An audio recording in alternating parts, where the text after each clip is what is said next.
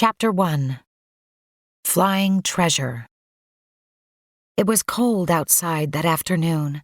It was usually cold in January, but on this day a sharp wind made Ella wrap her scarf one more time around her neck. "Come on, you two," Oliver called to Ella and his big brother Lucas. "Let's go see the big icicles by the waterfall. Dad said they were magnificent." Like a brassy ball, the sun was sliding down the rooftops and out of town. Long shadows bumped across their snowy footprints as Ella hurried to keep up with her cousins. They were walking across the back edge of the neighbors' yards. Going this way was faster than going around by the sidewalk, and it was the way they always went to the park. The waterfall was on the other side of the woods, in the creek behind Hannah's house. Hannah wouldn't mind if they cut across her backyard. She and Ella were friends. "My dad saw the icicles when he was driving home from work," Lucas told Ella. "He stopped on the bridge to see if the creek was frozen, and he said the icicles were enormous." Lucas slowed down so Ella could catch up. "Maybe we can take one home for our treasure collection," Oliver said. Ella nodded. She wasn't really listening, though. She was looking at the house they were passing. A light shone in the kitchen window.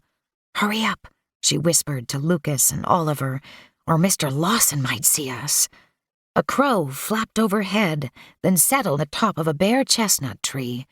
"Caw! Caw!" it cried noisily, and Ella jumped.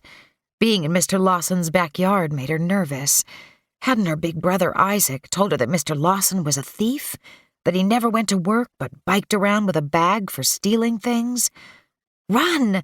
Ella called to the boys, and they did, along the backyards, across the park, and into the woods. It was dim in the woods, and the ground was slippery with fallen leaves. Lucas, Oliver, and Ella grabbed onto one small tree and then the next one as they walked down the steep hill through the woods.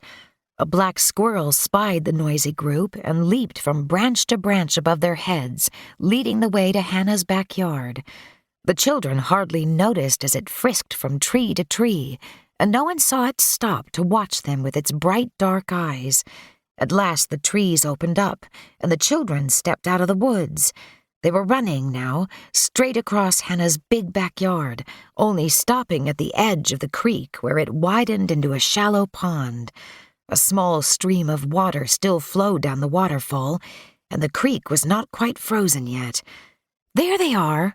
Oliver exclaimed. Thick, knobbly icicles hung on each side of the waterfall, like spindles in a railing.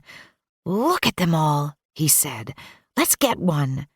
Far across the yard, lights shone from the house. Hannah's mom waved from the kitchen window where she was cooking supper.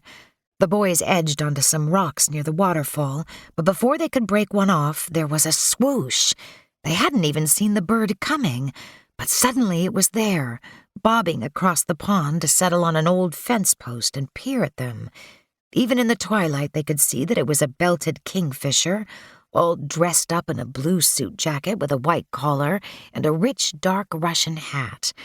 Oliver grinned at his brother. "Do you see the bird?" he asked, his voice breaking the stillness. Lucas nodded and then pointed silently for Oliver to watch. Once again, the bird spread its wings. Chattering noisily, it swooped over the icy water again. Ella listened in surprise and then laughed as the black squirrel scolded angrily back from a nearby tree. Lucas couldn't take his eyes off the kingfisher. "That is a magnificent bird," he proclaimed solemnly. Just then a door slammed, and Lucas looked back toward the house. A girl was coming down the deck and across the big backyard. "Oh, no," he said. "It's Hannah. Let's go." "No, wait," Ella protested. "We can say hi." "No," Lucas frowned. "We'll be late for supper," he added. Ella shouted, "Hi," and waved to her friend. She followed the boys as they snapped off an icicle and ran back into the woods. She did not want to be left behind. Night would soon fall, and the woods were darker than the yard had been. The boys were moving quickly, climbing back up the steep hillside, using branches and thin tree trunks to pull themselves up. Another minute and they should be out of the woods and crossing the park.